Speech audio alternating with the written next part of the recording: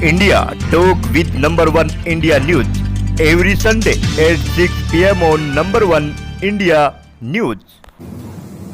Hello viewers, I am Jaidev Patel and you are watching number one India News. Welcome once again India Talk with number one India News. We have a special guest with us today, retired scientist Dr. C.M. Nautiyal.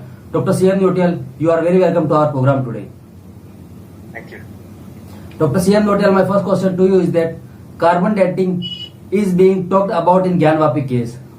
What is this carbon dating and can it determine the age of Shivling? Okay, I'll answer this thing in two parts. The first part is what is carbon dating. We know that the air has carbon dioxide, and a small part of that carbon in the carbon dioxide is radiocarbon, or carbon 14. Yeah. This comes here because of the cosmic rays interaction with the atmospheric nitrogen atoms. The cosmic ray bombards the atmosphere, neutrons are produced. These neutrons react with the nitrogen in the atmosphere and carbon 14 is produced. This carbon 14 is carbon, so it reacts with the oxygen in the atmosphere, and this carbon dioxide spreads all through the atmosphere. And once the photosynthesis occurs, the plants get this carbon inside them as a part of carbon dioxide, and therefore there is radiocarbon in the vegetation. When we or the animals eat that vegetation, they also get radiocarbon. So this is how radiocarbon gets into vegetation. Now once a plant or a tree dries, it gets powdered, it gets broken, it gets fragmented, and it gets mixed with the soil. Yeah. Therefore soil and therefore the sediments also contain some amount of radiocarbon. Now the question is, when we try to date an object made of a rock or a stone, can we date it using radiocarbon method? That's the question, right? Yeah. Rocks can be of different types. If this is a rock which formed out of lava, which we call igneous rocks, then it cannot be dated by radiocarbon dating. Similarly, metamorphic rocks cannot be dated. If there is a sedimentary material, it can be dated. The complication is, if we date a rock, we get the age of the rock and not the date of the time when this particular statue or any other object was made out of that rock. Yeah. Therefore, if you get an age for the rock, that rock can be dated in maybe 1 lakh years, 1 crore years, 100 billion years, or whatever. Yeah. So the age of that rock can turn out to be very, very old, whereas that object was made much later.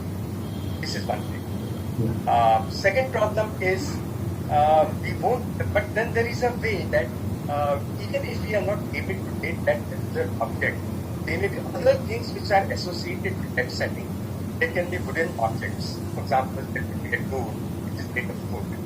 So it's by using radiocarbon dating, it's possible to date that wood which has been used to make that door.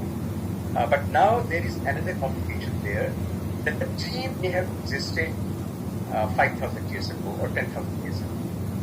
But the door was made maybe 500 years ago or maybe 2,000 years ago. Yeah. Dr. We C.M. also don't know, maybe the door was made and it was fitted into that socket. That may have happened much later. So when we date the wood, we are not getting the age of the door, we are getting the age of that tree which died and whose wood was used to make that wood. So these are the complications, and the interpretation is not very, very correct. Yeah. Dr. C.M. Nautiyal, So this in is this... how radiocarbon dating Yeah. is done. Yeah. Dr. C.M. Nautiyal, in this case stone is being talked about here. So what are the different stones will also be big challenges in calculating, because somewhere the diversity of rocks will also be challenging.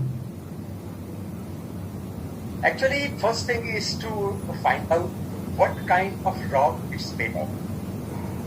Second question will be, can that kind of rock be dated using radiocarbon dating?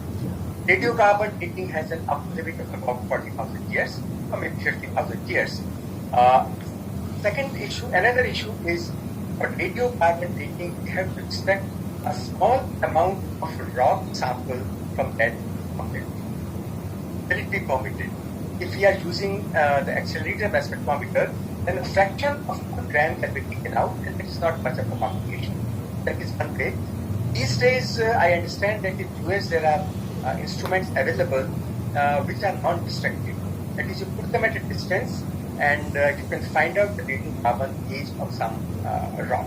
But as I said, if you find the age of the stone or of the rock, that is not necessarily the age of that statue or that shivling or whatever. It's not necessary. So what I feel is, it's not just the radiocarbon dating. I think there is there is a communication there, and people have picked up this term radiocarbon dating. But it's not the radiocarbon dating alone. Many other ways are there which can be used to study that site. Other objects available there. For example, there are methods by which you can measure how deep that shivling goes. What are the dimensions of the shivling? And there are methods available which use radiation. The radiation is bombarded there, it reflects, and you can find out up to which depth the shivling is. So the size of the shivling will be known. Then there is another thing, for example, the Portland cement was invented sometime in the 19th century. So if there is a cement structure there, it can be only from the 19th century and not earlier than that. Yeah. Because there is a debate whether this is a fountain or which is made of cement, or is it a shivling. Now, if shivling is older, there may be some deposits there over time, some carbonate deposit. So one has to explore the possibility whether those carbonate deposits can be dated by radiocarbon dating. So what I'm trying to say is, this is not a straightforward black box. I think you put something in the box and an age will come out, and that will be the age of the shivling. This is almost a research problem, and I think scientists should be consulted before deciding anything like that. Whether because if you put the sample in the machine, some number will come. What that number represents is more important. Yeah. Dr. C.M. Nautiyal, my closing question to you is that if we understand in simple language, we can say that in the case of Gyanvapi, it is not easy to know the time of as a establishment of that shivling, how old should it from the carbon dating of the shivling being talked about? It's not just radiocarbon dating. I think different methods have to be tried, and then one has to find out which one is applicable. Number one. Number two, it's definitely not easy. As I said, this is like a research problem. People have to investigate it, and maybe it will be possible to find the age. But we should be very clear, what is it that we are trying to date? Are we trying to date when that rock formed? Are we trying to date the time when that shivling was carved out of that rock? Are we trying to find a date when the shivling was established inside the temple? And all these things. So we should be clear in our object. It's not going to be an easy thing. It's not easy, certainly not easy. Yeah.